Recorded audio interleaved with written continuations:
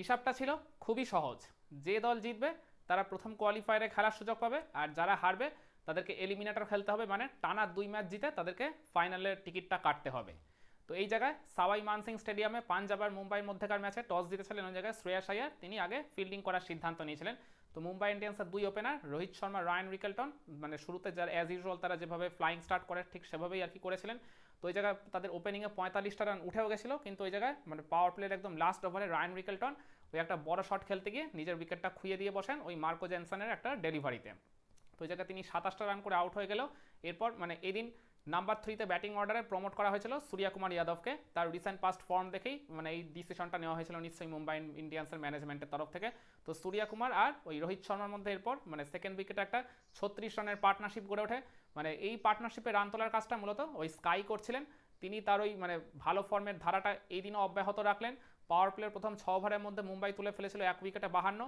এরপর মানে সূর্যকুমার তিনি তার মতো করে খেলে যাচ্ছিলেন, রোহিত শর্মাও তাকে সাপোর্ট দেওয়ার চেষ্টা করছিলেন, কিন্তু ছন্দপতনটা ঘটলো ইনিংসের একদম 10ম ওভারে এসে, যখন রোহিত শর্মা তিনিও কয়েকটা বাউন্ডারি মেরে নিজের ছন্দটা পেয়ে গেছিলেন।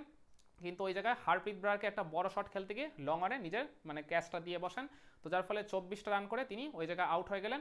আর এর ঠিক মানে পরেই মানে 10 ওভার শেষে তখন মুম্বাই স্কোরটা ছিল 2 উইকেটে 83।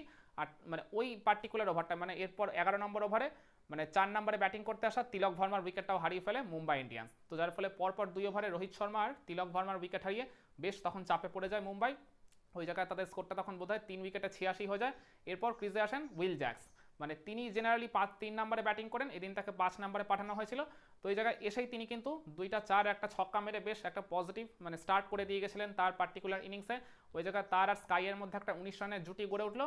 মানে উইল জ্যাক্স কিন্তু নিজের ইনিংসটাকে এদিন বড় করতে পারেননি, ওই একটা বড় শট খেলতে গিয়ে লং অনে তিনি ক্যাচ দিয়ে বসেন। এরপর মানে তখন মানে মুম্বাই স্কোরটা হয়ে গেছিল সম্ভবত 4 উইকেটে 106। তারপর ক্রিজে আসেন হার্দিক পান্ডিয়া। হার্দিক পান্ডিয়া মানে তিনি লাস্ট কয়েকটা ম্যাচে ব্যাট হাতে একবারই রান পাননি, মানে তার জন্য এদিন রান পাওয়াটা খুবই প্রয়োজন ছিল বলে আমি মনে করি। তো তার সাথে সূর্যকুমারের একটা 44 রানের পার্টনারশিপ গড়ে ওঠে। তো ওই জায়গায় সূর্যকুমার যাদব তখন বলতে গেলে কিছুটা অ্যাঙ্করিং রোল প্লে করছিলেন, মানে রান তোলার কাজটা মূলত হার্দিক পান্ডিয়াই করছিলেন। তিনি 2টা 4 চমৎকার 2টা ছক্কার মাধ্যমে কিন্তু 26টা রান করেও ফেলেছিলেন। কিন্তু যখন হার্দিক পান্ডিয়াকে সবচেয়ে বেশি প্রয়োজন ছিল মুম্বাই ইন্ডিয়ান্সের একদম ডেথ ওভার্সে গিয়ে ওই জায়গায় 17 নম্বর ওভারে তিনি নিজের উইকেটটা খুইয়ে বসেন। তো যার ফলে তখনও কিন্তু মুম্বাইয়ের ইনিংসে 22টা বল বাকি ছিল। তো এরপর ক্রিজে এলেন নামানধীর। তো নামানধীর আর সূর্যকুমারের মধ্যেও একটা 31 রানের পার্টনারশিপ গড়ে ওঠে। তো সূর্যকুমার এদিনও আর কি নিজের মানে হাফ সেঞ্চুরি কমপ্লিট করলেন। তো ওই জায়গায় তিনি যে স্বপ্নের ছন্দে রয়েছেন এই মুহূর্তে সেটা কিন্তু বলাই যায়। আর অপরদিকে নামানধীর তিনিও কিন্তু শেষ দিকে এসে 2টা ছক্কা মেরে মানে তিনি আর সূর্যকুমারই বলতে গেলে শেষ দিকে মুম্বাই ইন্ডিয়ান্সের মানে ইনিংসটাকে অ্যাক্সিলারেট করেছিলেন ঠিক ওই দিল্লি ক্যাপিটালসের ম্যাচটার মতো। তো এই জায়গায় 19 ওভার শেষেও কিন্তু মুম্বাই স্কোরটা হয়ে গেছিল 181, কিন্তু খুবই আনফর্চুনেটলি লাস্ট ওভারে ওই আশদীপ সিং বল করতে এসে তিনি এই 2 সেট ব্যাটারের উইকেটই তুলে নিলেন। আর তার উপরন্তু সবচেয়ে বড় যে কথা সেটা হচ্ছে তিনি মাত্র 3 রান খরচ করেছিলেন তার ফাইনাল ওভারে। তো যেখানে মনে হচ্ছিল মুম্বাই স্কোরটা অনায়াসে 200-র কাছাকাছি চলে যেতে পারে কিংবা 200 ক্রসও করে যেতে পারে, সেখানে তাদের ইনিংসটা শেষ হয়ে গেল 7 উইকেটে 184 এই অবস্থায়। তো এই 185 রানের লক্ষ্যমাত্রা নিয়ে খেলতে নেমে পাঞ্জাব কিংসের 2 ওপেনার প্রভ সিমরান সিং আর প্রিয়ান সারিয়া অ্যাজ ইউজুয়াল তারা বেশ ভালোই স্টার্ট করেছিল, ওপেনিংয়ে তারা 34টা রান যোগও করে ফেলেছিল। ওই জায়গায় বলতে হবে মানে প্রভ সিমরান সিং তিনি কিন্তু একটা মানে যে ওভারে আউট হয়েছিলেন তার আগের ওভারে ক্যাচের একটা সহজ সুযোগ দিয়ে দিয়েছিলেন, অশ্বিনী কুমার তার ক্যাচটা মিস করেছিলেন, কিন্তু খুবই সারপ্রাইজিংলি তার পরের ওভারে তিনি আরেকটা ক্যাচের চান্স দিয়ে দিয়েছিলেন, ওই লিডিং এজ হয়ে গেছিল, ওই অশ্বিনী কুমারের হাতেই ক্যাচ দিয়ে তিনি কিন্তু আউট হয়ে গেছিলেন। এদিন খুব একটা বড় ইনিংস তিনি খেলতে পারেননি। এরপর তিনি ব্যাটিং করতেলেন জশ ইংলিশ। এই জশ ইংলিশকে নাম্বার 3-তে ব্যাটিং করতে পাঠানোর ডিসিশনটা যে পাঞ্জাব কিংসের ম্যানেজমেন্টের তরফ থেকে যে কত ভালো একটা ডিসিশন সেটা কিন্তু আলাদা করে বলে দেওয়া লাগবে না, প্রত্যেক ম্যাচে কিন্তু তিনি নিজের কার্যকারিতা প্রমাণ করে চলেছেন। এদিন বলতে গেলে সেই মানে ভরসার প্রতিদানটা পূর্ণভাবে দিলেন এই জশ ইংলিশ। তো এরপর এই জশ ইংলিশ আর এই প্রিয়ান সারিয়ার হাত ধরে এই সেকেন্ড উইকেটে একটা 109 রানের ম্যাসিভ পার্টনারশিপ গড়ে ওঠে। এই পার্টনারশিপটাই বলতে গেলে মূলত পাঞ্জাব কিংসের এই ম্যাচে জয়ের ভিতটা পুরোপুরি গড়ে দেয়। তো এই 2 ব্যাটারের হাত ধরে কিন্তু পাওয়ার প্লে 6 ওভারে পাঞ্জাব কিন্তু খুব একটা বেশি রান তোলেনি, 1 উইকেটে 47 তুলেছিল, কিন্তু তারপর থেকেই বলতে গেলে প্রিয়ান সারিয়া আর জশ ইংলিশ একেবারে ছাড়খাড় করতে থাকে মুম্বাইয়ের বোলারদের। 10 ওভার শেষেও তাদের স্কোরটা হয়ে যায় 1 উইকেটে 89। এরপর প্রিয়ান সারিয়া নিজের 50টা দিন তুলে নিয়েছিলেন, একই সাথে জশ ইংলিশও নিজের হাফ সেঞ্চুরি কমপ্লিট করে নিয়েছিলেন। কিন্তু যখন মনে হচ্ছিল যে এই দুজনই হয়তো মানে নট আউট থেকে পাঞ্জাবকে জিতিয়ে হয়তো মাঠ ছাড়বেন, তখন তাদের জয়ের ইকুয়েশনটাও খুবই সহজ হয়ে গেছিল। লাস্ট 6 ওভারে মানে 36 বলে প্রয়োজন ছিল পাঞ্জাবের তখন মাত্র 42 রান। তো এই জায়গায় প্রিয়ান সারিয়া মিচেল স্যান্টনারকে তখন লং অফের উপর দিয়ে একটা বড় শট খেলতে গিয়ে খুবই আনফর্চুনেটলি নিজের উইকেটটা খুইয়ে বসেন। তো যাওয়ার আগে তিনি 65 রানের ওই মূল্যবান ইনিংসটা খেলে গেছিলেন। এরপর ক্রিজে আসেন পাঞ্জাব ক্যাপ্টেন শ্রেয়াস আইয়ার।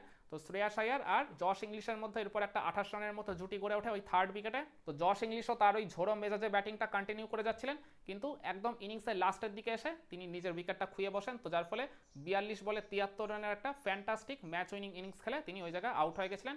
এরপর ক্রিজে আসলেন নেহাল ওয়াধেরা। তো নেহাল ওয়াধেরা শ্রেয়াস আইয়ারের বাকি কাজটা করতে কোনো রকম ভুল হয়নি। শ্রেয়াস আইয়ার শেষের দিকে 2টা ছক্কা মেরে পাঞ্জাব কিংসকে এই ম্যাচটা জিতিয়ে দেন 9 বল বাকি থাকতে আর 7 উইকেটের ব্যবধানে। তার ফলে পাঞ্জাব কিংস এই ম্যাচটা জেতার সাথে সাথেই তারা ওই মানে প্রথম কোয়ালিফায়ারে যে তারা খেলতে চলেছে এইটা নিশ্চিত করে ফেললো। এবার সেটা 1 নম্বর পজিশন না 2 নম্বর পজিশন সেটা বোঝা যাবে আজ এই আরসিবি আর এলএসজি ম্যাচটা হওয়ার পরে। তাহলে এবার প্রশ্ন আসতে পারে এই পাঞ্জাব আর মুম্বাই ম্যাচের টার্নিং পয়েন্ট আপনি কোনটাকে বলবেন?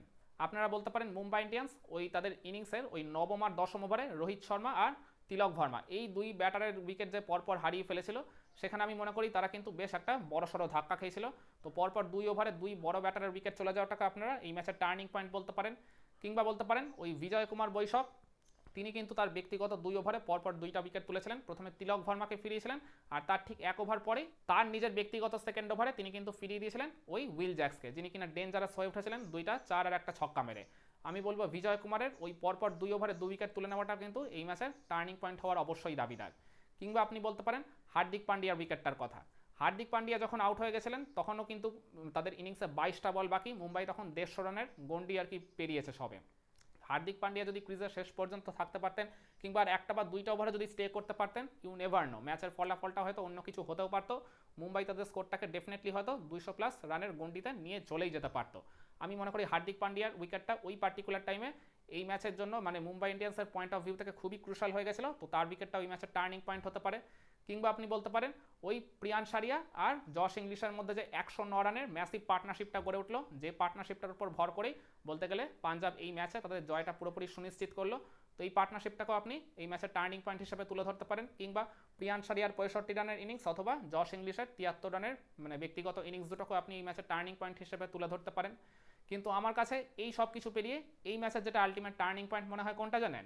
সেটা হচ্ছে মুম্বাই ইন্ডিয়ান্সের ইনিংসের ওই লাস্ট ওভারটা। আমি বললাম একটু আগেই মানে 19 নাম্বার ওভার শেষেও মুম্বাই স্কোরটা ছিল 181। খুবই সারপ্রাইজিংলি তার ঠিক আগের ওভারেই বিজয় কুমার বৈশাখের একদম লাস্ট ওভারে এই সূর্য কুমার যাদব আর মানে নামানধীর কিন্তু পিটিয়ে তাকে 23টা রান তুলে ফেলেছিলেন।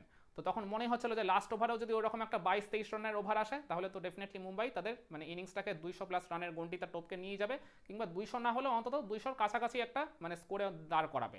কিন্তু ওই জায়গায় আমি বললাম আশদীপ সিং এই 2 সেট ব্যাটারের উইকেটটা যেমন তুলে নিয়েছিলেন, আর তার থেকেও বড় কথা তিনি ওই ওভারে খরচ করেছিলেন মাত্র 3 রান, যে কারণে মুম্বাই ইন্ডিয়ান্স আমি মনে করি তারা প্রয়োজনের তুলনায় 10 থেকে 15টা রান কম করে ফেলেছিল। আমি মনে করি লাস্ট ওভারে আশদীপ সিংয়ের ওই দুরন্ত বোলিংয়ের জন্যই মুম্বাই ইন্ডিয়ান্স তাদের এক্সপেক্টেড স্কোরে যেতে পারেনি, আর যে কারণেই কিনা পাঞ্জাব কিংসের কাছে তারা 9 বল বাকি থাকতেই ম্যাচটা হেরে গেল। তো আমার কাছে মুম্বাই ইন্ডিয়ান্সের ইনিংসের ওই লাস্ট ওভারটাই এই পাঞ্জাব আর মুম্বাই ম্যাচের আলটিমেট টার্নিং পয়েন্ট। একমত হবেন নাকি আপনার কাছে এই ম্যাচের টার্নিং পয়েন্ট অন্য কিছু ছিল? কমেন্ট করে আপনার মতামতটা জানাতে পারেন।